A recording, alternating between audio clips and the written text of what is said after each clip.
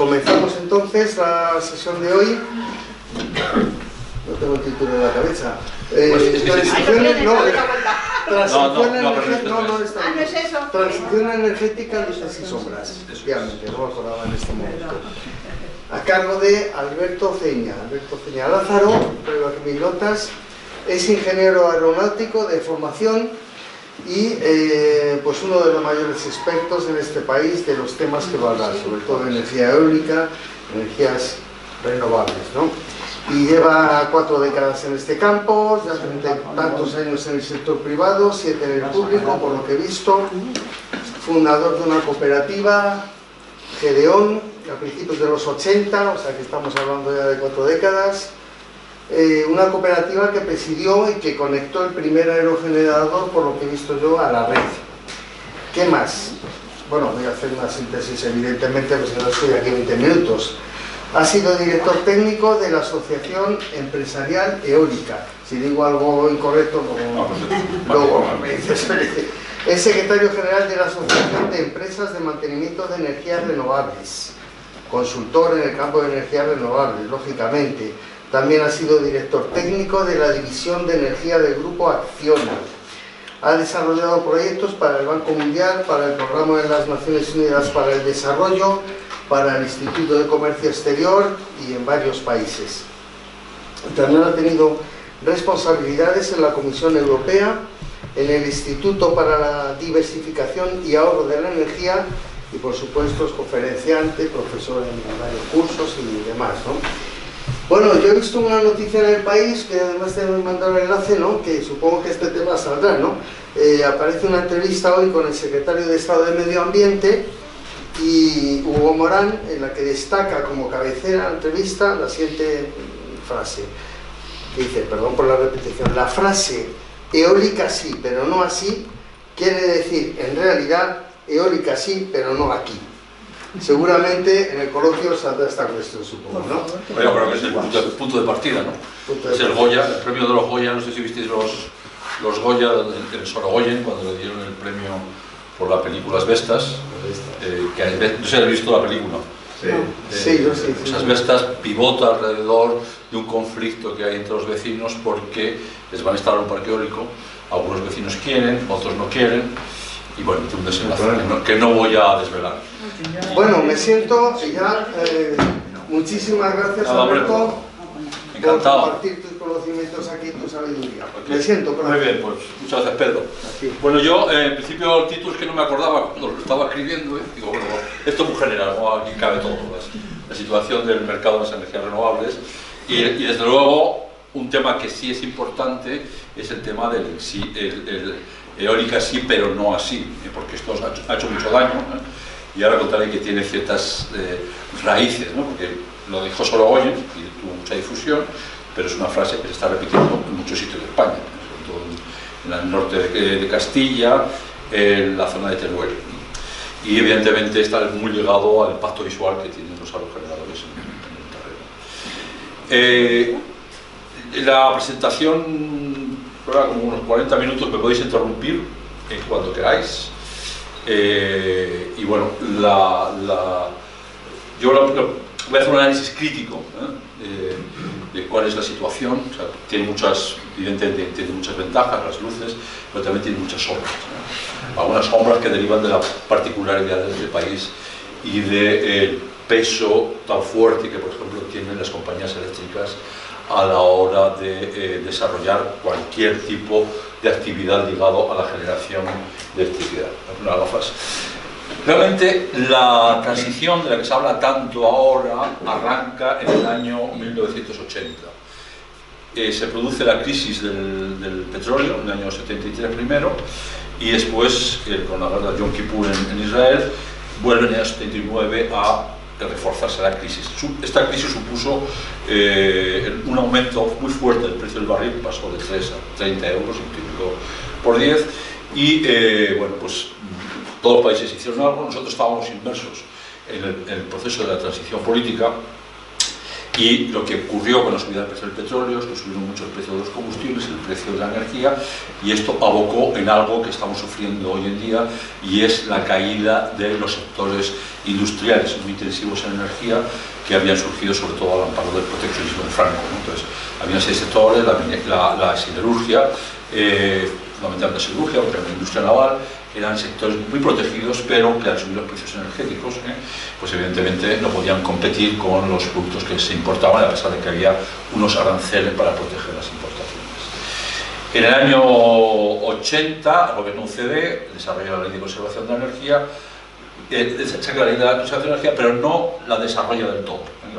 La desarrolló sobre todo el primer gobierno del PSOE, con el que yo colaboré en el año 85, y creó lo que se llamaban los productores independientes. En los años 30, en Estados Unidos, debido al peso tan fuerte que tenía General Electric en la generación de electricidad, sabéis que General Electric la creó Edison, que más que se reconoce como inventor, lo más que un inventor era un empresario que compraba las patentes, se las apropiaba y luego las comercializaba. También tenía una compañía eléctrica que se llamaba General Electric, que dominaba en el mercado y ganaba mucho dinero a costa de los consumidores americanos. Llega la crisis del 29 y se dan cuenta que la situación tiene que cambiar. Y crearon una norma que se llamaba la norma PUCA, que era para evitar que los productores privados entraran en la generación eléctrica, cosa que en España, una cosa que sorprende, por ejemplo, Franco era muy nacionalista, pero no se atrevió a meterse con las compañías eléctricas privadas, entre otras cosas porque le apoyaron, tanto la familia Oriol como la Fenosa, el marqués, no sé si es marqués o marqués de Fenosa, ¿no? Apoyaron a Franco y mantuvo el estatus privado de las compañías eléctricas, que desde luego han sido una de las grandes privilegiadas de la economía de este país. Siempre han ganado dinero, y no sé si se ha visto en la prensa, que ahora todavía ganan más dinero, ¿no? Una cosa que se llaman los windfall profits, que son los beneficios caídos del cielo, ¿vale? Entonces, esto Franco lo mantiene, es empresas privadas, o sea que no fue necesario hacer como en Estados Unidos, que en los años 30 acotan la entrada de los productores privados, y es en el año 79, con Carter, que se vuelven a abrir otra vez los productores independientes. Y aquí se copia el modelo, pero no tanto por la entrada de los privados que ya estaban, sino por dar entrada a agentes que no eran las grandes corporaciones eléctricas, fundamentalmente en 2 tecnologías. En los años 80, el gobierno del PSOE, el primer gobierno del PSOE, apoyó sobre todo la entrada de la mini hidráulica, por debajo de 10 megavatios de potencia, y la cogeneración. La cogeneración es quemar gas para producir calor y electricidad, ¿vale? ¿Por qué se apoya la hidráulica? Una energía renovable, porque somos un país que de agua andamos regular, nos estamos moviendo, pero tenemos muchas pendientes. Entonces, había muchas iniciativas de mini hidráulicas, muchos casos en los pueblos. Yo soy de un pueblo de Soria, y en mi pueblo la fábrica de luz se empezó en su día a suministrar la luz al pueblo, y luego sirvió para moler trigo para producir, o cebada para producir harina. Entonces, la foto es crisis de los años 70, subida del precio del petróleo, UCD crea la ley de conservación de la energía, a partir del año 84 el 82 llega al gobierno del PSOE, y aprovecha esta ley para fomentar la producción renovable y la cogeneración, porque es más eficiente producir con cogeneración que producir solo electricidad. Hasta mediados de los años 90, siguiendo este rebufo, se crea, el último gobierno del PSOE crea lo que se llamó el régimen especial, pero ya no lo desarrolla. El que lo desarrolla posteriormente es el primer gobierno del Partido Popular, que entra en el 96 y desarrolla toda una normativa para apoyar a las energías renovables, poniéndoles una prima. Es decir, hay un precio del mercado, y ahora no sé si habéis visto que el precio del mercado está a 200 euros, en la época estaba a 20, y ahora sobre eso, a los que éramos renovables, se nos ponía una prima, se nos daban los 20, una prima de 40 y cobrábamos 60. Eso fue lo que hizo el primer gobierno del Partido Popular a partir... ¿Os damos cuenta que esto lo estoy explicando? Porque todos los gobiernos del PSOE, del PP y UCD, todos han apoyado las energías renovables, ¿vale? Cierto es que luego la cosa se desvirtúa en cierta medida, por lo que también comentaré ahora. Entonces, bueno, digamos que estamos ya en años 80, se apoya la mini hidráulica y la cogeneración, años 90 entra la eólica. Y la eólica tiene una particularidad, que es nosotros seguimos a los países que primero empezaron con la eólica. Bueno, Estados Unidos en la época de Carter, pero llegó Reagan y se acabó las renovables, y luego retoma la posición los daneses. La tecnología eólica es básicamente danesa. Los daneses no tenían, como nosotros no tenían saltos de agua, y para producir electricidad lo que hicieron fue aprovechar el viento. A nosotros nos gustaría tener saltos de agua para hacer, como en mi pueblo, la fábrica de harina, pero como no tenemos agua, pues seguir el modelo del Quijote. Vamos a hacerlo con viento. Pero con la particularidad que el Quijote, los molinos de la Mancha, mueven en base a una rueda que activa lo que es la parte de las aspas del molino, activan una muela, la muela muere, y ya está. Pero los daneses lo que dijeron, no, esto es muy complicado, lo que vamos a hacer es producir electricidad. Y los daneses a principios del siglo XX son los primeros que desarrollan la energía eólica para producir electricidad. Y luego, a los años 90, como ya tenían una tradición y tenían una cultura, son los siguientes que retoman la energía eólica, después son los alemanes y después son los españoles. Digamos que en las demás tecnologías hemos seguido bastante lo que hacían los americanos, lo que hacían los franceses, pero en el caso de la eólica, digamos que estamos entre el grupo de países pioneros, Dinamarca, Alemania y España. Y la eólica es la primera renovable, la fotovoltaica en ese momento no existe. ¿Sabéis lo que es la fotovoltaica? O sea, la eólica es la que da vueltas, la fotovoltaica es la que se pone en los tejados y que recibe al sol y se produce un fenómeno físico, de un fotón que salta, bueno, es pasivo, no es como la eólica, y a partir del sol produce electricidad. En los años 90 no había apenas fotovoltaica y sobre todo lo que había era eólica. Entonces arrancamos en los años 90, se crea industria en España, una industria que ya no queda. Entonces, una de las lecciones que hay que sacar de la situación en España es que las renovables, la hidráulica también hubo su fábrica ahí en el norte, en Carica la Peña, y una fabricante también ha desaparecido, pero lo duro de la eólica, para mí que soy culturalmente eólico, es que en los años 90 había una industria, y esa industria posteriormente fue comprada por los alemanes, y la industria eólica española ha desaparecido. Hay fábricas, pero ha desaparecido. Este país no tiene una cultura industrial, es decir, aquí, luego comento ya, que lo que le pasa a las renovables, y esto es una de las razones de la crítica de Sorogoyen y del estado de la opinión pública en contra de la eólica, es que no genera mucho empleo. O sea, y se genera sobre todo en la fabricación, de componentes. Luego hay otro tema, que es que es un sector que se ha convertido en muy financiero. No tiene esa componente de los pioneros de apretar tornillos, ese carácter tecnológico. Se ha convertido en un sector que se dedica a mover dinero para arriba.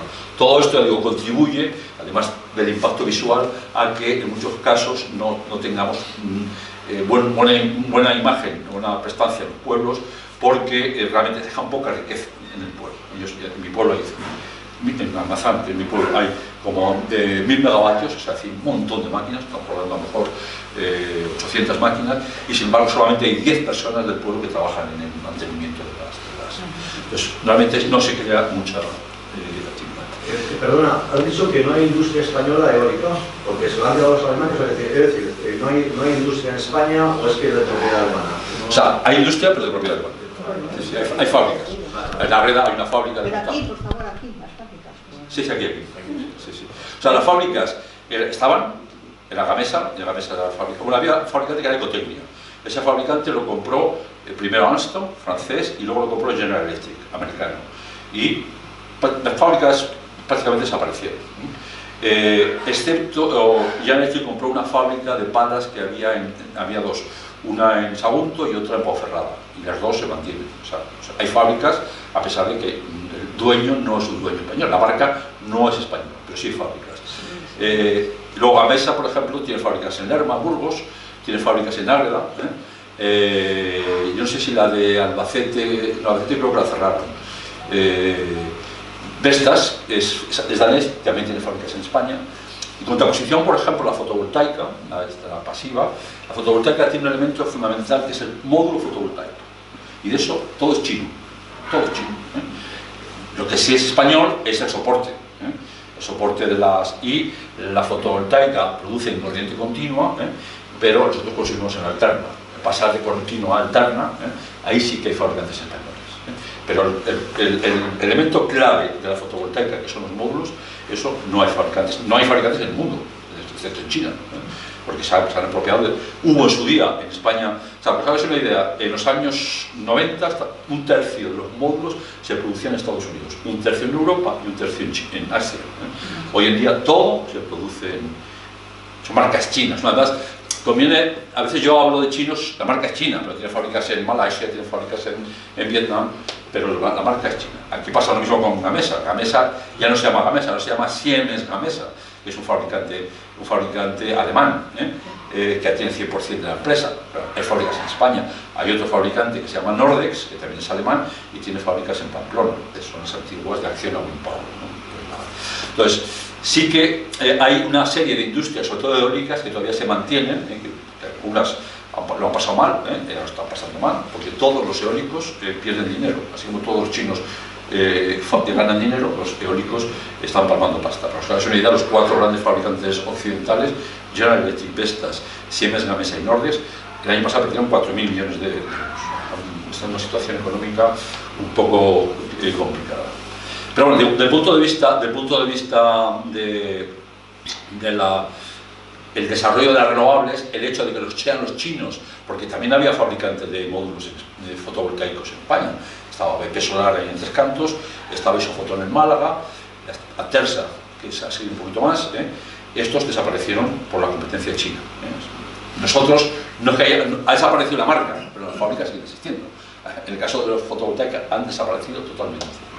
Ahora hay una corriente en el mundo, no sé si habéis oído hablar de las líneas que tiene Biden, el presidente americano, que se llama el IRA, para controlar la inflación. En Estados Unidos lo que han hecho ha sido poner aranceles a los productos chinos y a los productos europeos. Aquí en Europa aranceles no está tan fácil, pero también lo que hacemos es dar subvenciones. Entonces, ahora hay un interés de fabricar tanto módulos fotovoltaicos en Estados Unidos y en Europa, recuperar lo que se perdió en su día. Claro, los chinos no se van a dejar, y si los chinos ya nos han cogido la delantera varios cuerpos, y otra cosa que también es importante, los costes en China son mucho más bajos, sobre todo los costes eléctricos. A pesar del proteccionismo de Estados Unidos y las subvenciones en Estados Unidos de Biden, con el IRA, Inflation Reduction Act, que es una ley de reducción de la inflación, y en Europa que damos subvenciones, nos va a costar mucho el conseguir recuperar la industria eólica, la industria fotovoltaica en Europa. La eólica, los chinos han tenido menos suerte, porque es una tecnología más compleja. La fotovoltaica es muy sencilla, una vez que haces el módulo, pues es pasivo, empieza a recibir radiación solar que produce electricidad. La eólica es muy complicada, porque tienes unos aspas, palas en el sector muy grandes, ahora tiene 80 metros de largo, todo eso hay que transmitirlo, da vueltas, se tiene que transmitir a un generador y luego llevarlo a la red. Entonces, muy complicado. Los chinos no han tenido la misma presencia que han tenido en fotovoltaica. Pero lo que sí es cierto es que gracias a que los módulos fotovoltaicos son chinos y muy baratos, hoy en día la renovable con más peso, ahora lo veremos, es la energía fotovoltaica. Como se está instalando en España en el entorno de la potencia equivalente a 3 grupos nucleares. O sea, os una idea, un grupo nuclear son 1000 megavatios, pues el año pasado se instalaron 3000 megavatios de fotovoltaica en nuestro país. Entonces, bueno, digamos que vamos cumpliendo con los objetivos de descarbonización, porque claro, todo esto de las renovables está muy bien, pero tiene un objetivo, y es la descarbonización de la economía. Efecto invernadero, tenemos que bajar las reducciones de las emisiones de CO2 para evitar que la Tierra se caliente y que haya los fenómenos que estamos viendo, que son los fenómenos de sequía, hemos tenido un invierno muy cálido. El frío ha venido ahora, pero el resto del invierno ha sido bastante de temperaturas suaves. Bueno, repitiendo, primero empieza UCD, sigue el PSOE, luego en los años 90, todo esto es tiene una componente regulatoria clarísima, es decir, tiene que haber un gobierno con una decisión política de apoyar las renovables y a partir de ahí lo hace de distintas formas. Entonces, en el año 90 surge el régimen especial, el Partido Popular, el primer gobierno del Partido Popular lo impulsa, le da una prima sobre el precio del mercado, y en el año 2004 se cambia la forma de trabajar, es decir, ya la electricidad que se produce con las energías renovables ya participa en el mercado. Vendemos la electricidad en el mercado eléctrico con yo tuve mucho peso en esto. Claro, nosotros lo que tenemos que hacer es vender la electricidad para el día siguiente. Es decir, el mercado eléctrico, no sé si sabéis cómo funciona, imagino que no, pero yo tengo que lo que produzco hoy ya lo he vendido el día anterior. Por lo cual, o sea, yo para hoy tengo que ofertar para mañana. O sea, siempre un decalaje de 24 horas en el mercado. Claro, ¿qué ocurría con la eólica? Que no se predice bien. No sé si habéis visto los errores que comete el Instituto Nacional de Meteorología. Entonces él dice, para mañana a las 8 de la tarde va a hacer 20 grados. Se va a equivocar casi seguro, porque cuanto más se aleja el horizonte temporal, más errores se cometen. Entonces, cuando dijimos, bueno, vamos a ir, nosotros también queremos ir al mercado, los eólicos. Pero entonces hay que programar, tenemos que programar qué viento va a hacer mañana. Entonces lo que hicimos fue programar, hacer unas herramientas de predicción del tiempo y las hacíamos para el día siguiente y para no equivocarnos. ¿Qué ocurre? Que nosotros no íbamos solos. Un parque eólico de Galicia se juntaba con un parque eólico de Aragón, se juntaba con un parque eólico de Albacete, y yendo juntos los errores de programación eran menores, ¿no? Entonces era un poco entonces ya íbamos al mercado. Para que os hagáis una idea, el gobierno del PP hace que vayamos al mercado, y el gobierno del PSOE, en un momento dado, el precio del mercado se dispara. Llega a 60 euros megavatio hora y dice, no, vamos a poner un tope. Os hagáis una idea, hoy en día el precio del mercado está en el entorno, el año pasado fue 160 euros megavatio hora. Lo que se llama, en la terminología del sector, bueno, os acabo de contar, las pérdidas, los beneficios caídos del cielo, los muy fuertes. O sea, el dinero que están ganando los de las renovables hoy en día es brutal. Los de las renovables, los de las nucleares, los de las hidráulicas. Porque, ya digo, cuando estuvo a 60 se les topó, ahora hemos llegado a 160 y no se les ha topado. Esa es una de las sombras que yo quería decir. O sea, todo está muy bien. El tema de que se haya deslocalizado la industria en parte, pero sobre todo que se hayan cambiado las empresas, se hayan vendido a los alemanes, con lo cual las decisiones se toman en Alemania, es otra de las sombras. Y otro de los temas que también es una sombra es que todo esto se está haciendo con mucha inyección de dinero. Siempre digo que el mejor negocio que hay en la vida es producir electricidad, porque tienes todo el pescado vendido. O sea que mañana todo el mundo te va a comprar. Pero hoy en día hay un negocio todavía mejor, que es desarrollar una instalación renovable, y esa instalación renovable es venderla. Y eso hay gente que se está haciendo millonaria, ¿no? Este tema de comprar y vender en instalaciones renovables. Llega otra vez el Partido Popular al gobierno en el año 2011. España ha cometido un error gravísimo en el año 2008, y es no limitar las instalaciones fotovoltaicas. Se disparan unas primas muy altas y eso genera una tensión muy fuerte en los consumidores. Entonces el PP en el año 2011 se da cuenta y se fue para el otro lado. Por un lado, el gobierno Zapatero se fue siendo muy generoso con las primas, y llegó el Partido Popular y se fue para el otro lado, y cortó las primas. Y eso supuso un parón. Entre el año 2011 y el año 2016 se para el desarrollo de las energías renovables. Al final, cuando ya la economía empieza a mejorar, el Partido Popular lanza lo que se llamó la reforma energética, que ya empezó a hacer subastas. ¿Os acordáis? Os contaba que en su día toda instalación renovable recibía sobre el precio del mercado una prima, punto. Ahora dicen no, ahora lo vamos a hacer por subasta, solamente van a entrar los que oferten inicialmente el mejor precio, que es lo que hace todo el mundo. Y eso fue, primero empezó el Partido Popular, que lanza unas subastas muy raras, tienen bastante éxito, y luego llega el Partido Socialista, lanza las subastas, pero sobre todo, estos son los resultados de las subastas, bueno, no voy a entretenerme, de cuánto daos cuenta que estamos hablando en la primera del Partido Popular, son 500 megavatios y muy poca biomasa. Luego la siguiente, que fue en mayo del 2017, para que os hagáis una idea, la gente, los productores estaban dispuestos a hacer las plantas vendiéndolas a 42 o a 33 euros megavatio hora. Megavatio hora es la unidad con la que venden la electricidad. Hoy en día están cobrando 160. El muy for profit es tremendo, o sea, los beneficios que están caídos del cielo son altísimos, ¿no? Es una situación que esperemos que cambie, pero cuanto más se alargue en el tiempo, más difícil va a ser que cambie. Esta es la primera subasta que hace el Partido Popular. Luego vienen las siguientes subastas, que estas ya es del Partido Socialista, y también se llega a 2.000 megavatios con precios, la zona cuenta que los precios son 24, 25, compararlo con el precio medio del año pasado, que fueron 160 euros megavatio hora. O sea, que los win for profits aquí fueron importantes. Hay una diferencia entre el modelo de desarrollo eólico que hubo en Dinamarca, Alemania y España. En Dinamarca y Alemania los propietarios de los parques son gente como vosotros, tienen una capacidad económica, dice, bueno, yo me quiero gastar, hacen cooperativas y construyen parques eólicos. O los ayuntamientos, los municipios, las municipalidades hacen parques eólicos. En España no. En España quien hace los parques eólicos han sido siempre grandes corporaciones, las eléctricas, las constructoras, alguno por ahí en alguna comunidad sale gente.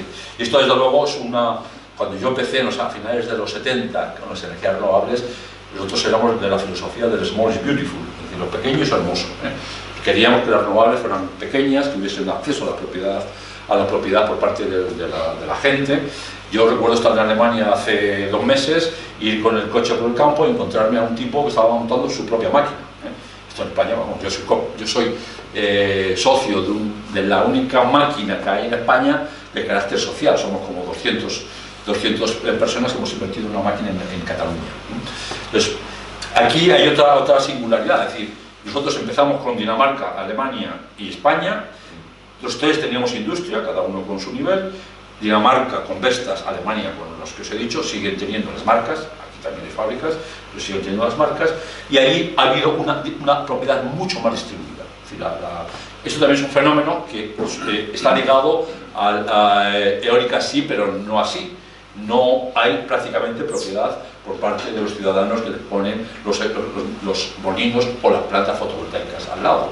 Y pensar que las plantas fotovoltaicas estamos hablando en algunos casos de 2.000 hectáreas cubiertas de módulos fotovoltaicos.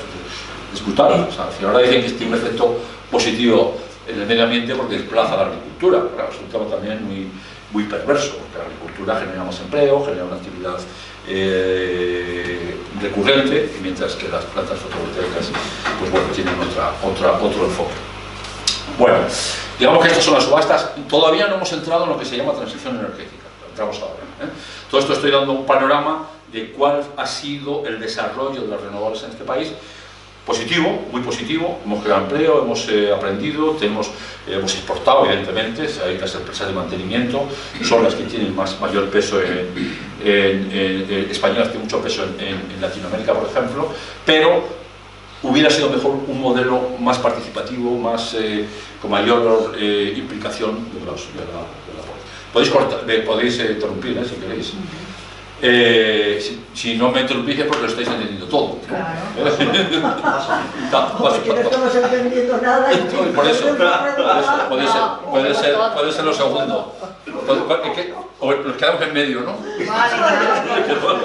Por ejemplo, Son Energía puede ser un ejemplo de una cooperativa ciudadana que no es una gran empresa, ¿no? Son Energía, aparte de ser comercializadora, también está poniendo parques solares. O sea, de hecho, la máquina que nosotros tenemos, que se llama Vivir del Vent, Vivir del Viento, esta máquina estaba Som Energia detrás. Som Energia es una cooperativa de consumidores que también tiene, es un modelo. O sea, el modelo es un poco distinto porque ellos empezaron siendo comercializadores y luego se hicieron también plantas de autoconsumo. Pero ese es un modelo que está bien, un modelo sabes que parte de la Universidad de Cataluña, un profesor, no sé si era holandés, que creó un grupo, ¿no? Luego le han invitado a otros. Sobre energía se ha quedado un poco parada. Empezó con mucha ambición, pero ahora se ha quedado un poco así. Pero vamos, ha estado la luz también. Sí, pero estaba basado en Schönau, en un pueblo en Alemania de hace muchos años, con el tema de Chernóbil, pues se montaron ahí esa asociación y estaba basada en ese mismo modelo. Lo que pasa es que sí, bueno, es que en Alemania hay muchos. Yo participé una vez en una conferencia en Alemania que hablaban de la propiedad comunal de los parques eólicos, y claro, yo no fui allí de invitado de piedra, porque no pude poner un ejemplo. Mientras que ellos te contaban, ¿no? Esto es una anécdota, porque ahora estoy en un parque eólico, intentando un parque eólico en Palma. Chernóbil tuvo mucho impacto en Alemania, mucho impacto. Y mucha gente, unos cuantos que vivían en Alemania, se fueron a vivir a La Palma por el miedo a la radiación, y ahora están intentando montar un parque eólico. Y esto, o sea, Chernóbil por un lado, nuclear; segundo, la cultura alemana, que es una cultura mucho más asociativa. Los españoles somos muy individualistas, entonces ha propiciado iniciativas como las de cooperativas que tienen parques eólicos, o comercializadoras, ahora hay más comercializadoras modelos Som Energia, y luego además Som Energia además produce también su propia energía a través del autoconsumo. Eso sería un modelo para mí ideal, ¿no? Con tanta gran corporación. Claro, aquí tenemos por un lado están las compañías eléctricas, por otro lado están los fondos de inversión, ¿no? Dentro de este ejemplo de financiarización, ¿verdad? Entonces, yo soy muy contrario al peso tan fuerte que tienen las compañías eléctricas. Creo que sería bueno abrirlo a la participación social, pero la alternativa son los fondos. Es decir, puedes poner dinero en un fondo, y los fondos tampoco es que sean, porque los fondos lo que hacen es también especular. Enseguida, en un momento dado, venden el activo y se largan, ¿no? Entonces, estas son las cosas que hubiera estado bien. Ya es irreversible, no se puede cambiar, pero hubiera estado bien que las renovables hubieran permitido una mayor participación social, mayor implicación. Sí, yo por eso también quería preguntaros si es el momento, cuando termine, sobre las comunidades energéticas planteadas sobre todo en poblaciones pequeñas, rurales, en poblaciones inferiores a 10.000 habitantes. De hecho, bueno, yo la segunda vivienda que tengo en la Sierra de Madrid he creado ahora una. Pero bueno, no sé si es el momento o cuando... Sí, bueno, yo creo que para hacerlo así, no hacerlo tan denso. O sea, las comunidades energéticas se crean por varios consumidores de cada comunidad, y la particularidad es que las comunidades energéticas tienen sus propios medios de producción de energía. Normalmente las fotovoltaica, ¿no? Sí, eso lo iba a decir ahora, que las comunidades energéticas se basan sobre todo en lo que dentro de la fotovoltaica hay unas plantas que son de uso compartido. Hacer una planta fotovoltaica, un pueblo por ejemplo, una planta fotovoltaica. Esa planta fotovoltaica luego suministra a los miembros de la comunidad energética, a los cuales les factura la electricidad, y en principio evidentemente sale más barata. Pensar que una planta fotovoltaica además tiene subvenciones de la propia Comunidad de Madrid, del IDAE, y a lo mejor, pues, con los precios actuales, esto que estamos viendo, una planta fotovoltaica se cotiza en menos de un año, sobre todo si tienes además una subvención. El problema de las comunidades energéticas es poner de acuerdo a todo el mundo. Y para mí, la comunidad energética es una denominación de algo, porque nosotros como eólicos, yo soy sobre todo eólico, hemos intentado entrar a las comunidades energéticas y es muy difícil, porque el mantenimiento es más complicado. Una planta fotovoltaica la metes ahí en medio de una era, le deja producir, y de vez en cuando le vas a limpiar los módulos, controlas que evidentemente el inversor, esto que pasa de continua interna, funcione. Sí, lo que pasa es que al final yo creo que el ahorro económico no es tanto, tengo la impresión, sino que bueno, sí que participas en las energías renovables, porque al final creo que hay unos partners por ahí, o sea, hay unas personas que son los que te gestionan la comunidad, son los que te hacen el proyecto, te analizan cuál es tu caso para aplicarte los vatios que necesitas, y los que venden a las grandes compañías del resto, de tal manera que ahí tienes a unas personas intermedias que realmente al final estás pagando el coste de la inversión y estás recuperando mensualmente una pequeña cantidad que se compensa, con lo cual tu factura al final mensual de la electricidad viene a ser la misma, aunque sí es verdad que una parte de lo que consumes es por energía renovable. No sé si me explico. Sí, no, claro, si tú... que hay un tema, es decir, que tú tienes una instalación fotovoltaica y lo que quieres es tener siempre electricidad. ¿Qué ocurre con la fotovoltaica? Que solamente produce de las 8 de la mañana, bueno, ahora ¿cuándo amanece? Ahora a las 9. De las 9 a las 7. Pero claro, tú por la noche estás consumiendo. Entonces, cuando estás consumiendo tienes dos opciones. O colocas una batería, que se esté cargando con los excedentes durante el día, o chupas de la red. Pero claro, si chupas de la red tienes también una serie de condicionantes, porque muchas veces el consumo mayor se da precisamente cuando no hay sol, cuando está todo el mundo en casa, cuando está cenando. La punta de la demanda se ve que es por la noche. Entonces, claro, tienes que seguir dependiendo de la red. Entonces, ¿cómo juegas con eso? Sobre todo cuando no tienes baterías, hace que muchas veces este beneficio económico que estás teniendo no se note tanto. La ventaja de las comunidades energéticas es que son apoyadas por el gobierno, nuestro gobierno. Desde luego, si gana el PP en las próximas elecciones, ojalá que no, pero si gana,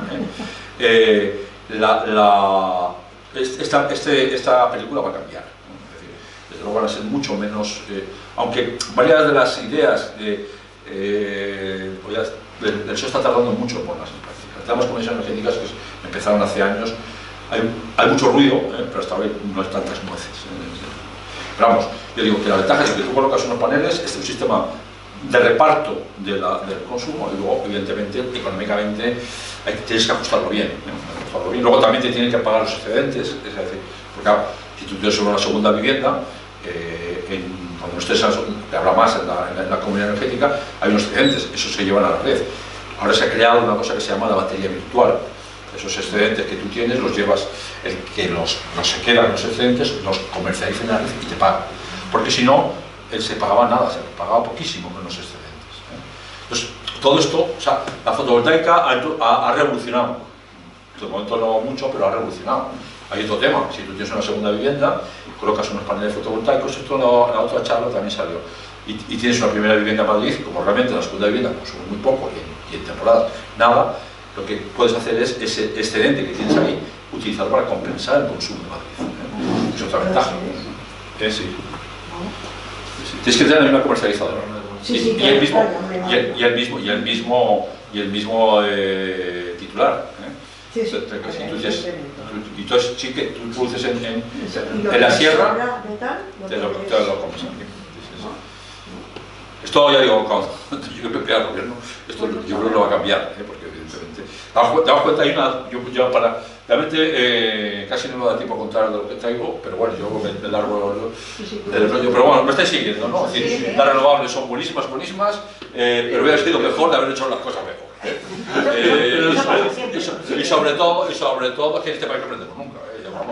Perdimos en el siglo XIX, perdimos, como estábamos ahí presidiendo guerras por Cuba y por la revolución industrial, ni nos tocó, y ya arrastramos. Luego la crisis de los años 70, que nos hizo coincidir la industria intensiva con la transición política, nos ha dejado una rémora de desempleo que ha sido la gran aquí todo se permite si vas a crear empleo, ¿no?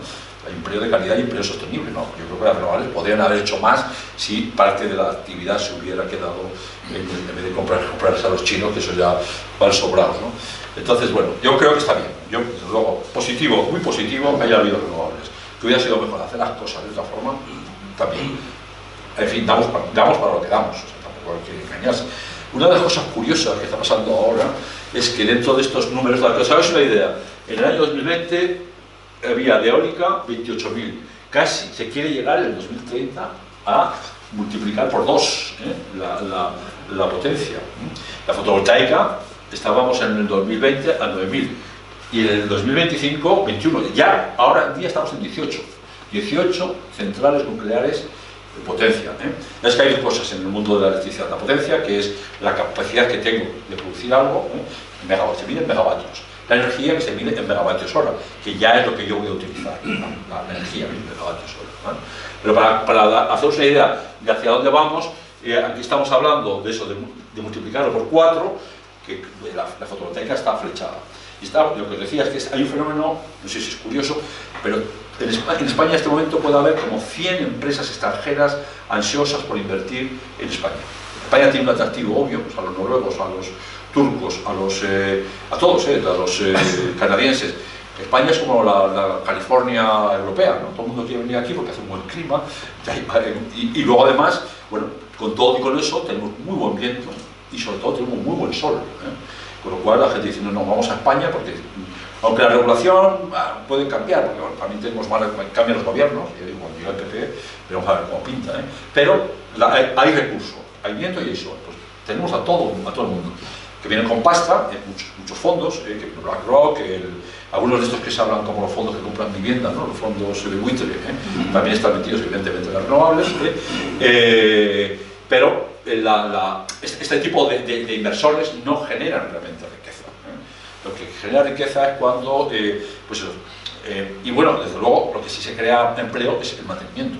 Yo estoy metido en mantenimiento, sí que se crea empleo en la actividad durante 30 años. Estamos hablando de plantas que van a durar entre 30 y 40 años. Bueno, entonces, estos son los objetivos, mucho peso de las compañías eléctricas. Yo, por ejemplo, soy eólico, a las eléctricas no les gustaba nada la fotovoltaica, eran radicalmente contrarias. A mí yo fundé la Asociación Empresarial Eólica y una de las empresas eléctricas, Iberdrola, terminó desplazándome porque en un foro yo estaba en contra de la nuclear, en contra de Garoña, evidentemente, pero apoyé la fotovoltaica y eso nos gustó y Iberdrola, desde luego, es una empresa que tiene un presidente que no perdona. O sea, puede haber algunos que los de Endesa son son italianos, pero desde luego el amigo Galán es un hombre, vamos, no da ningún margen. Y sin embargo, cuando la fotovoltaica se ha impuesto, están invirtiendo como locos. Son los principales inversores, algo por lo que estaban en contra. Es decir, no vamos a pedir que el mundo de los negocios tenga un principio, porque ya sería una utopía, ¿no? Pero sí por lo menos una cierta consistencia, no que la fotovoltaica se han dado cuenta que la fotovoltaica es rentable y entonces se han disparado la construcción de fotovoltaica. Bueno, esto simplemente deciros cómo está quién produce electricidad en España. Se dan cuenta que la eólicas somos en este momento la primera en potencia, seguida del ciclo combinado, y la fotovoltaica que está aquí creciendo. Esto es en cuanto a potencia. Ya digo, la fotovoltaica el año pasado fueron 3,5 grupos nucleares los que se construyeron en el país, ¿vale? Aquí se ve cómo va creciendo, y en el año, daos cuenta que solamente en el mes de diciembre se instalaron 1000 y pico, una nuclear y media. Construyeron, las nucleares arruinaron a las empresas eléctricas, cuasi arruinaron, porque luego hubo una cosa que se llamó el intercambio de activos, que hizo que Endesa, que era la empresa saneada, inyectara dinero a las que habían mal invertido en nuclear y las salvaron, ¿no? Y esas centrales nucleares tardaron 8 años en construirse. O sea, 1000 megavatios tardaron 8 años. En un año se han construido, desde que empieza la construcción hasta que acaba en diciembre, eso se ha hecho en un año. Estamos hablando de 1400 megavatios construidos, instalados en un año. Muy fácil, no falta ni hacer cimentación, se va clavando la estructura y se van poniendo los módulos fotovoltaicos. ¿Qué ocurre? Bueno, esto tiene muchas transparencias, pero yo a la menos 10 acabo si queréis,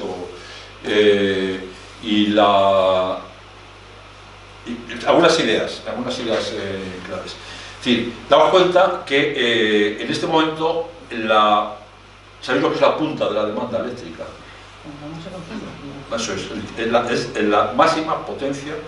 O sea, en la potencia estamos hablando siempre, cuando consumimos hablamos de energía, todo consumo de energía. Pero hay una hora en la que hay la punta de potencia. Esa punta de potencia se produjo en el año 2007, que fueron 45.000 megavatios, 45 gigas. En verano, ¿no?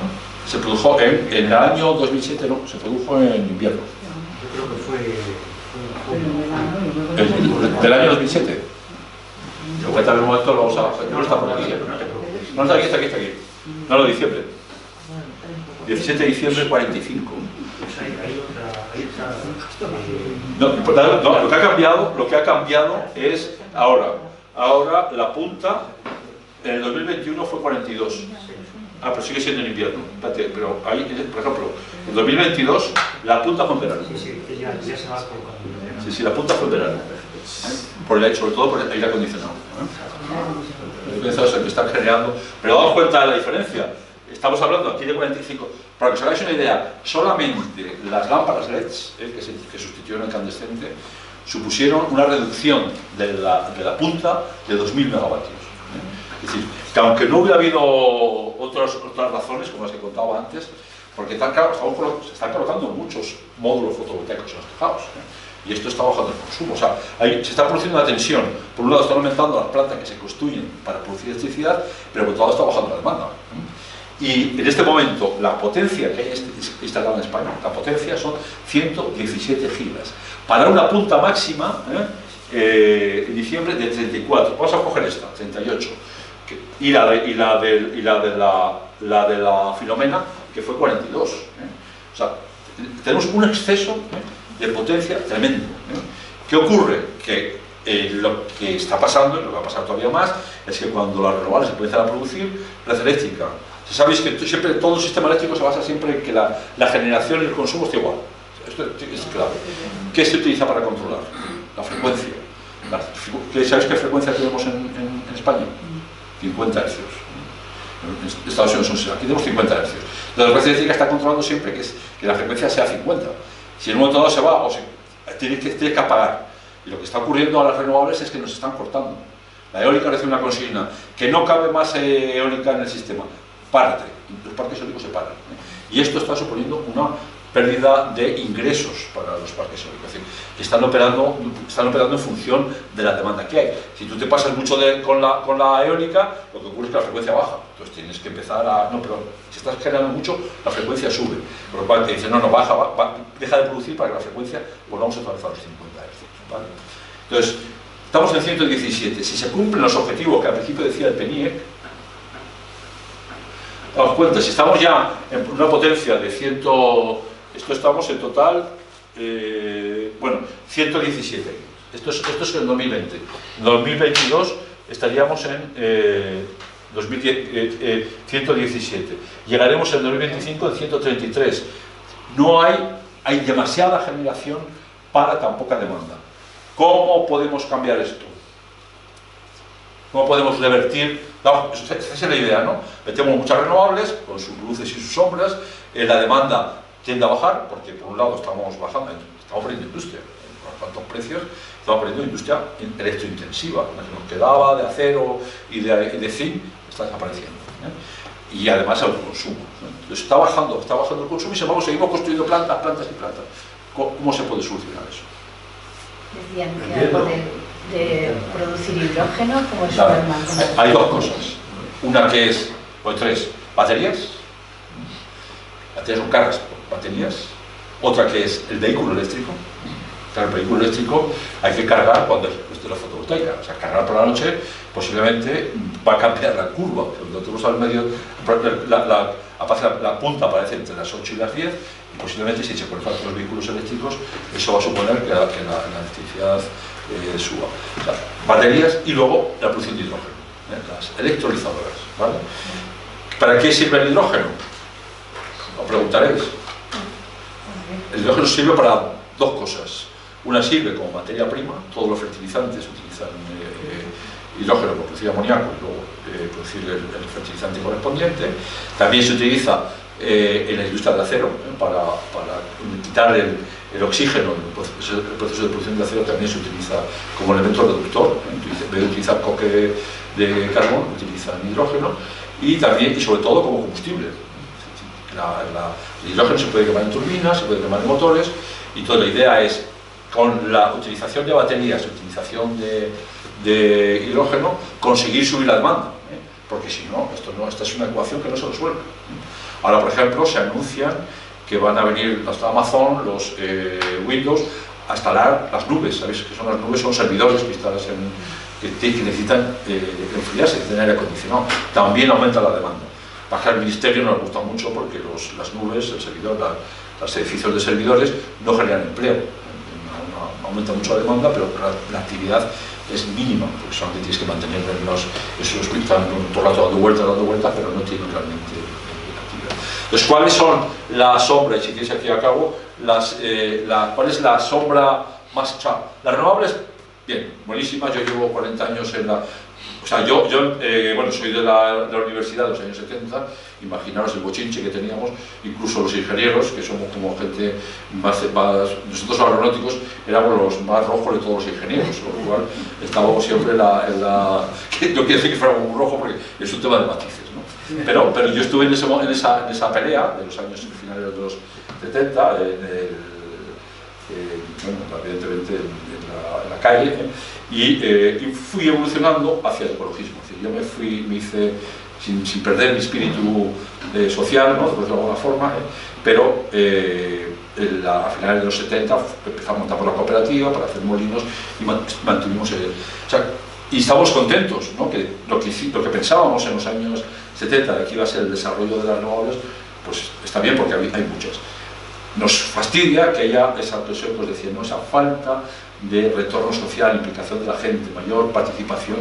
Claro, Alemania también ha dado la vuelta, ya no hay tanta participación social, porque claro, también son las grandes corporaciones. Hay una empresa eléctrica que se llama RWE, que en su día pusieron una demanda contra las primas de las renovables, que la perdieron en el Tribunal Superior de Justicia de la Unión Europea, pero que sin embargo ahora están invirtiendo, se han reconvertido dentro de este tema de que es difícil pensar que en el mundo del dinero la gente tenga principios, pero bueno, pues que si tú estabas en contra, bueno, pues da una cierta apertura a que haya participación social. Lo digo también porque el gobierno, para mí Teresa Rivera es una buena ministra, es decir, claramente, posiblemente de las mejores ministras o la mejor que tiene este gobierno, y su espíritu era impulsar el tema de las comunidades energéticas, de dar mayor participación, pero en la práctica se va a acabar la legislatura y prácticamente va a haber nada. Habrá algunas, como la tuya, otras hay ingredientes y otras comunidades energéticas, que son pues eso, más bien son plantas fotovoltaicas y reparten la producción entre plantas fotovoltaicas de uso compartido, ¿no?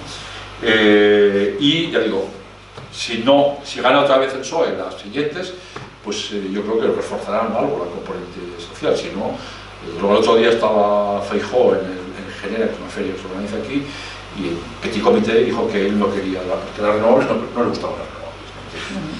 Entonces, estamos en la... Eso digo para... Bueno, esto es un poco lo que os quería contar, aquí hay más cosas, son un poquito más técnicas, a ver si hay alguna cosa que... Esto, por ejemplo, es curioso, estamos en un año de sequía, y esto que dice, y os quedáis con la compra, ¿no? De que el precio de la electricidad es muy alto, estamos hablando de 100 y pico. ¿Quién fija el precio? Porque esto es un mercado que se llama mercado marginalista, que es una cosa, y yo no acabo de entender esto del mercado marginalista. El último que entra fija el precio de todos. Tú estás ofertando a 40, pero entra uno a 200 y te pagan 200. Wow, esto es el chollo. Y te das cuenta de lo que se ve aquí en azul de distintos grados, las horas de mayor precio son las de la tarde. ¿Y quién fija el precio? El agua. Entonces, el agua, de todos estos conceptos de good for profits, que las renovables también tienen good for profits, hay que reconocerlo, la eólica, la fotovoltaica, el agua está recibiendo unos ingresos tremendos, porque tiene un coste prácticamente cero. Y si el año pasado el precio fue 167, imaginaros de 0 a 167 el tremendo beneficio. Hay una cosa que es la fotovoltaica, que desde las 9 a las 7, por ejemplo, lo que está haciendo el precio mayor, habéis visto antes en estas horas, que es cuando se produce la punta. Si metemos el vehículo eléctrico, esta curva se va a subir para arriba, con lo cual el precio también va a subir por la noche. Con lo cual, claro, lo ideal sería consumir al mediodía, que es cuando está la fotovoltaica va creciendo, entonces tendríamos que ser capaces de aumentar la demanda aquí. Esto antes había una punta por la noche y había una semipunta, que era el mediodía. En Madrid no vamos a casa a comer porque están las estaciones muy largas, pero en provincias sí que se va a comer y aparece una segunda punta de consumo. Esto, con la entrada de la fotovoltaica, que produce sobre todo a estas horas, está cayendo, está bajando. Y entonces se produce también la caída del precio. Se llama el efecto depresor de las renovables en el precio. Y esta curva es la curva del pato, sobre todo porque hay que subir muy rápido. En California la subida es así, ahí llaman la curva del lago Ness, porque tiene una subida radical del precio. Y ahora con estas franjas horarias que cambia el precio, eso ya quizás no tiene mucho sentido, porque cuando más se recoge energía es durante el día y por la noche es más, que sea más barato, aunque haya menos demanda, pero tampoco se está recogiendo energía de las solares, ¿no? Claro, yo creo que las franjas horarias yo creo que no las han actualizado todavía, ¿eh? Es decir, desde luego el precio más barato, yo creo que el valle es de las... No me acuerdo, pero es desde las 10 hasta las... El valle es el más barato, empieza a las 7 de la mañana. 7 de la mañana. Perdón, termina a las 12 de la noche. 12 de la noche. Las 12 hasta las 7. Vale. Luego empieza otro intermedio. Llano, de otro llano, sí. Llano, sí, y luego ese es hasta las 10.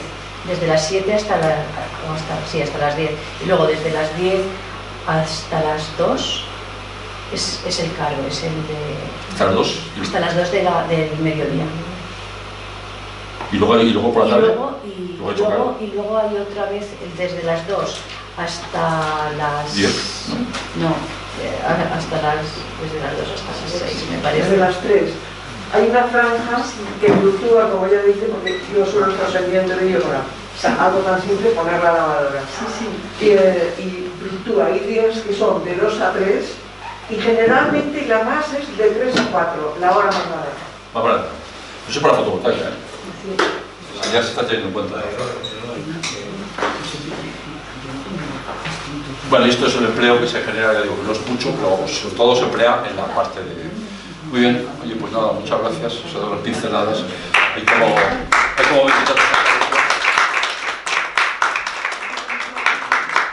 bueno, yo defiendo las renovables, ¿eh? A pesar de las sombras, defiendo las renovables.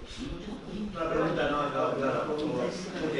A ver, si vamos a generar más energía, en el 2025, 2030 y tal, si tenemos que crear demanda para consumirla, a ver, ¿los precios no están en relación con la demanda? ¿O eso es un mercado? Eso igual es una pregunta absurda. No, sí, claro.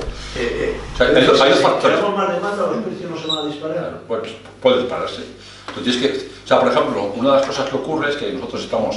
la demanda es la demanda del país, pero estamos exportando a Francia, ¿eh? Sabéis que con lo que se llama la excepción ibérica, no sé si habéis oído hablar de la excepción ibérica, no pagamos el precio del gas, lo pagamos más bajo, ¿no? Entonces estamos más baratos que Francia, estamos vendiendo a Francia, y eso evidentemente tiende a tirar el precio planetario. ¿Y cuáles son los factores que influyen en el precio?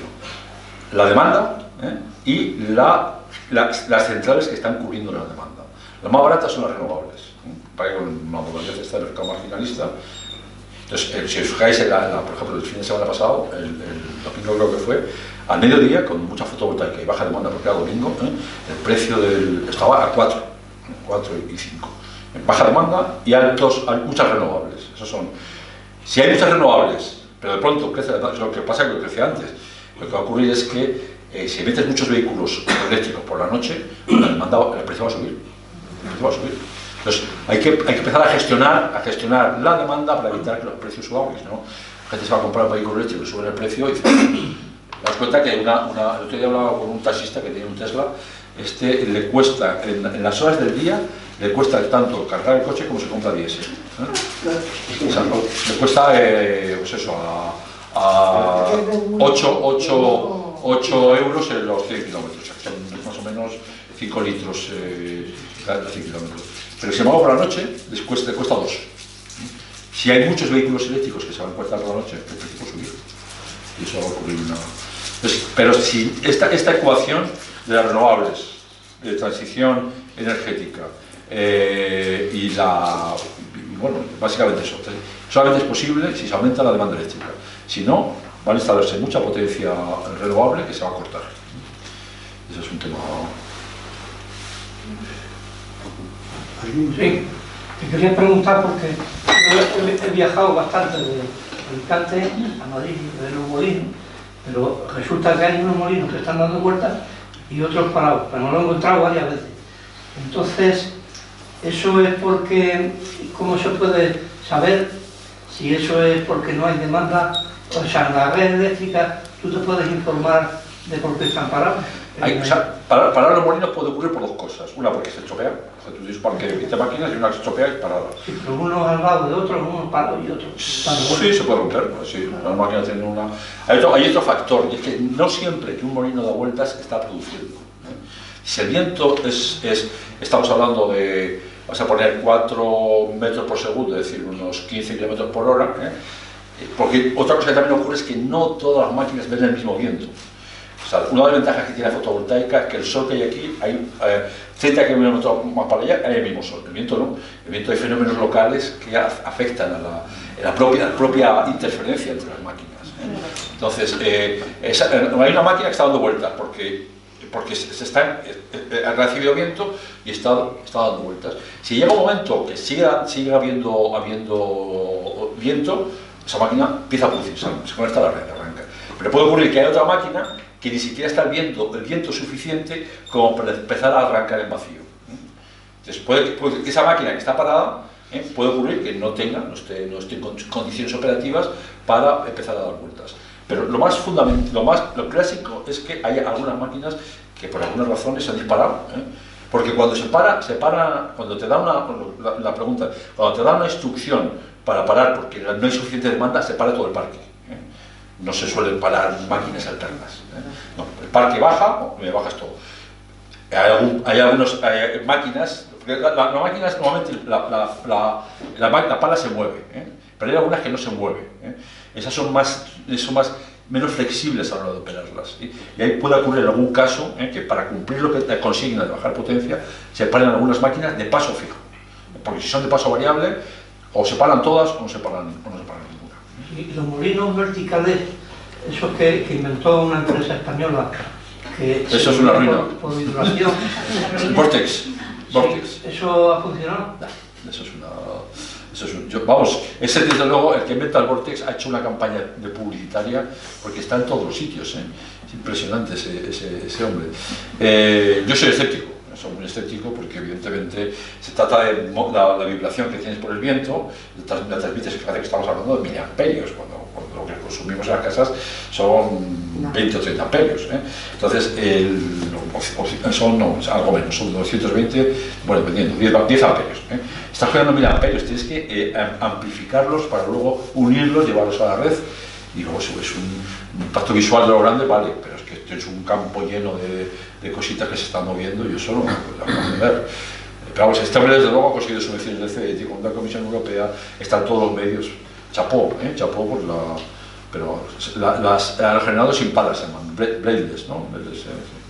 Vortex no, pero seguimos viéndolo, Bueno, nos has explicado muy bien cómo se fijan los precios, pero aquí lo que es la especulación pura y dura, ¿qué papel tiene? Porque la realidad es que estas empresas amasan dinero, tienen miles de millones de beneficios de euros. Claro, tú piensas que la especulación se produce, entre otras cosas, en el caso de Iberdrola, ¿no? Porque el que fija el precio es el agua. Y el agua no te cuesta nada. Y sin embargo, ¿cuál es la clave? Estamos hablando de agua con embalse. Iberdrola tiene un embalse, verdad que sea, tiene un embalse. Esa agua te la oferta a ti a 200 euros megavatio hora. Si tú casas, si realmente esa central entra, cobran 200 ellos y el resto. Pero si no casas, el agua se te para mañana. Bueno, hoy no he tenido suerte, mañana pruebo a 90, que sigue siendo un precio. Y al día siguiente ya seguro que entra porque el precio está más alto. Ese es uno de los factores que influyen en los beneficios ingentes que tienen porque están cobrando muy alto para unos costes tan bajos como los que tienen. Luego, evidentemente, estamos hablando de una situación oligopólica, es decir, que hay una cierta concertación de precios que es muy difícil de demostrar, pero en unas centrales es que el tema es un poco complicado porque una central de ciclo combinado, que son las que queman gas, puede entrar en el mercado, pero a lo mejor no le conviene porque luego va a cobrar más para resolver una congestión, por ejemplo, ¿no? Entonces se queda, yo no entro ahora, pero me reservo luego y luego entro porque me van a pagar lo que se llaman restricciones técnicas para resolver congestión, ¿no? Entonces hay todo un movimiento que es difícil porque siempre que la CNMC impone una multa, al final lo recurren y terminan ganando. Los servicios jurídicos de las grandes corporaciones son tremendos, siempre ganan, Pero vamos, el principal beneficio viene por ese fenómeno de decir, quién casa, a qué hora casa, cuáles son mis costes y cómo aplica esa casación de precios al resto de la generación. Pero además, en las centrales más caras, como los ciclos combinados, que son las más caras, también juegas para luego participar en otros servicios que te van a... Hay toda una situación ahí de... Yo he sido 10 años representante del sector eólico en el Comité de Agentes del Mercado Español. Desde luego no es un mercado, porque no es un mercado. Pero además, las posiciones que sospechamos de posición dominante por parte de las grandes corporaciones es muy difícil de seguir, pero vamos, excepto el agua, que para mí es... Y tú le dices a uno de eléctrica, es que el agua está fijando el precio. No, el que fija el precio es el gas. Lo que yo hago es que oferto según el coste de oportunidad. O sea, el gas cuesta 200 y oferto a 190. Desplazo el gas a 200. Pero lo que tienes que hacer es ofertarlo según tus costes, no según el coste de oportunidad de desplazar el gas.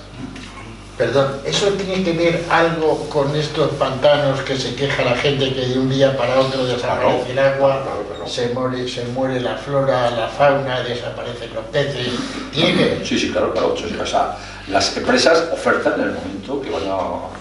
Date cuenta que ellos ofertan un precio, pero se beneficia la central que fija el precio más todas las que van a entrar a esa misma hora del mismo grupo, ¿no? Y esto, ya digo, es un tema muy difícil de... o sea, una de las cosas que nosotros tenemos es que no tenemos un buen, lo que llamamos un watchdog, ¿no? Un buen regulador que controle no es fácil, pero debería haber alguien que controlara esto, porque desde luego cuando dicen, no, es que habéis vaciado los embalses. Nosotros no podemos porque la corporación hidrográfica nos limita, pero en la práctica pues, plantean una situación, la que sea, y vacían el pantano, pensando que a lo mejor van a venir lluvia, que luego no viene y se queda el pantano seco. Entonces yo creo que tiene mayor fiscalización de ese tipo de comportamiento.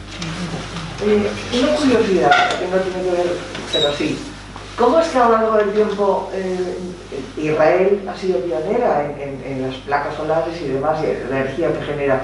¿Cómo es que hemos venido tan tarde y tan lento, teniendo la capacidad que tenemos de horas de sol y de todo esto? No, pero tú piensas que España, la parte fotovoltaica, no estábamos lentos, teníamos a Isofotón. Isofotón, esto viene de la Universidad Politécnica, que era el Luque, inventó una cosa que todos los módulos hacen así, que son los módulos bifaciales, que tienen la parte, reciben la radiación por aquí, pero luego también reciben la radiación por detrás, tienen reflejan el propio terreno en efecto albedo, no sé muy bien cómo lo hacen, pero son activos por las dos partes. Esto lo inventó Luque en los años 80. Entonces, ¿qué pasa? Que cuando la fotovoltaica, ¿por qué desapareció la industria española fotovoltaica? Porque es una industria que depende, no era una industria totalmente autónoma, dependía del silicio que importaba, silicio bruto o, sobre todo, buffers. O sea, ya que viene el lingote, que tú lo cortas y haces la celda. Y para esto dependían de un suministradores, pues yo qué sé, chinos, ucranianos también había en su día, y le pusieron un precio muy alto. Cuando se acaba, en el año 2008, cuando se acaba el boom de fotovoltaica en España, los chinos habían recopilado material suficiente y tumbaron los precios, y hacer puñetas. Los israelíes nunca fueron pioneros en otras cosas, en el uso de los para bombeo, de los kibuz y todo esto, los israelíes, pero nunca fueron en la parte fotovoltaica. Puede haber una planta experimental avanzada, pero no pitaban como los más. Había la integración de fotovoltaica con algunas aplicaciones. El tema de desalación de agua, los israelíes siempre fueron muy buenos en todo el tema de... Gracias. Bueno, voy a hacer a lo mejor una manifestación de ingenuidad. Bueno, gracias por confirmarme los inextricables misterios del mercado, entre comillas, eléctrico. Que a mí me parece algo paradigmático de ese capitalismo brutal y depredador. Es decir, que el gran problema de fondo es ni más ni menos que el sistema económico en el que vivimos. Porque, por ejemplo, ha hablado de la ministra del ramo, pues es una señora perfectamente neoliberal, que no creo que le haya pasado por la cabeza dar un golpe de timón, y ya me van a decir que Bruselas es Bruselas, de atemorizar, no digo de nacionalizar, a esas grandes corporaciones que han conformado un absoluto monopolio, que creo que es no ya oligopolio, sino monopolio, y por supuesto convierte su mercado, ese tótem del capitalismo, en una verdadera caricatura. De alguna manera, la deriva, ha hablado de la deriva de Alemania. Yo recuerdo que en los años 70, de renovables, hablaban revistas tales como Ajo Blanco. Por supuesto, el sistema del capitalismo se reía, es decir, era una cosa de hippies y de gentes marginales. Por supuesto, ese capitalismo depredador y que aprovecha todas las oportunidades, que todo lo convierte en mercancía, pues ahora ha convertido a las renovables en algo prioritario, entre otras cosas, fundamentalmente por la rentabilidad que saca de los consumidores, sean los domésticos o los industriales. Y los verdes, por ejemplo, en Alemania, es decir, la deriva de los verdes. Es decir, hoy es increíble que los Grünen, yo me acuerdo del general Bastián, actualmente, 40 años después, estén legitimando la actividad de la OTAN. De la misma manera que están legitimando, pues por supuesto, esa conversión de lo verde, de las energías renovables, en una actividad capitalista al 100%. Y finalmente, pues me gustaría plantear algo que, bueno, los horizontes, nuestros horizontes, es decir, la proliferación de esos campos, has hablado de esas cientos de hectáreas ocupadas por los paneles, ¿y qué ocurre con nuestros horizontes? Es decir, nuestros horizontes se están privatizando, se están degradando. Y mucha gente está protestando. Por cierto, no he visto la película de Marras. Pero ¿qué ocurre con nuestros horizontes que están completamente desnaturalizados? Y que es un impacto visual e incluso sonoro que está ahí. Y por supuesto, me parece que has hablado de que esos aerogeneradores, esas máquinas tienen una vida útil de 30, 40 años y después se sustituirán por otras. Pero realmente el impacto visual nos va a acompañar ya de por vidas. Sí, bueno, yo creo que hay dos partes aquí. La parte del capitalismo estoy de acuerdo, que la ministra, siendo yo creo que es una buena ministra de todo lo posible, claro, de todo lo que se puede hacer. Yo recuerdo en la época que yo estaba en el ministerio del año 85, que hicimos el primer plan de energías renovables, que Alfonso Guerra dio una instrucción, todo este tema de intercambio de activos, porque las empresas estaban quebradas, luego se las compraron, y dijo una instrucción que dice, no se puede, cualquier cosa menos hacer públicas. Privatizar es lo contrario, como se hace, hacer públicas las empresas, ¿no? Que es lo que ha hecho Francia. Francia lo que ha hecho ha sido, que tampoco, a mí tampoco es que el Electricité de France me guste, ¿no? Pero ha dicho, hay una parte de EDF que no es pública, pues ya todo público, y si gana dinero, por lo menos lo que quede del Estado, ¿no?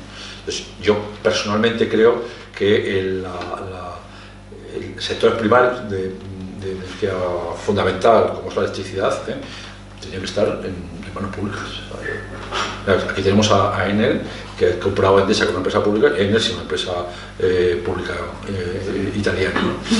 Pero bueno, ese es el modelo que tenemos, un modelo muy difícil de cambiar. Yo creo que la ministra, desde luego, no es radical, lo poco que ha hecho, como lo de ponerse un impuesto, fíjate, ha ido Galán y ya le ha puesto una demanda en Bruselas. Por ejemplo, se quedó corta con la excepción ibérica. Sabéis que la excepción ibérica era que el precio que va subiendo, estamos hablando de precios en torno a 100 euros megavatio hora, y ya dijo, empezamos en 40, luego lo vamos subiendo. Se quedó corta, tiene que haber bajado a 20, porque si no estás generando unos... O sea, los precios de mercado no son comparables a los de Francia, pero seguimos hablando de precios de 160 euros megavatio hora, cuando ya la gente estaba dispuesta a invertir por 30 o 40. Entonces, que es una buena ministra, yo creo que tiene buena voluntad, pero evidentemente se cuenta con un escenario muy difícil. El otro tema, el tema medioambiental. Yo personalmente soy de Soria, mi pueblo está rodeado de los generadores, conozco muy bien también la zona, porque más de Zaragoza, conozco también la zona de la Muela, y es una zona no hablo de España vacía, porque la España vacía es una milonga, porque vacía, mi tierra ha sido siempre. Yo desde que iba con mi padre a comprar ovejas, aquí no había nadie. No hablo de eso, pero la cuestión es que no, o sea, hay un impacto visual, pero en un terreno como la meseta soriana, Claro, yo como de esto, ¿no? Por lo cual tengo siempre una visión un poco sesgada, ¿no? Pero no afecta tanto, ¿no? No me resulta en la Muela, que es un desierto, que lo único que sea una carrera, desde luego te puedo asegurar. Otra cosa es que la alcaldesa de la Muela haya sido una jeta, y se haya llevado 40 millones así crudos, ¿no? Otro tema que no hemos hablado es el tema de la construcción. Otro tema que nos daría mucho que hablar dentro de este capitalismo salvaje, como tú dices. Muchas de las decisiones que se han hecho. ¿Se está grabando ahora o ya se ha cortado? ¿Se sigue grabando? Esta es una parte un poco más sensible, porque yo se corta. Bueno, muchas gracias a todos.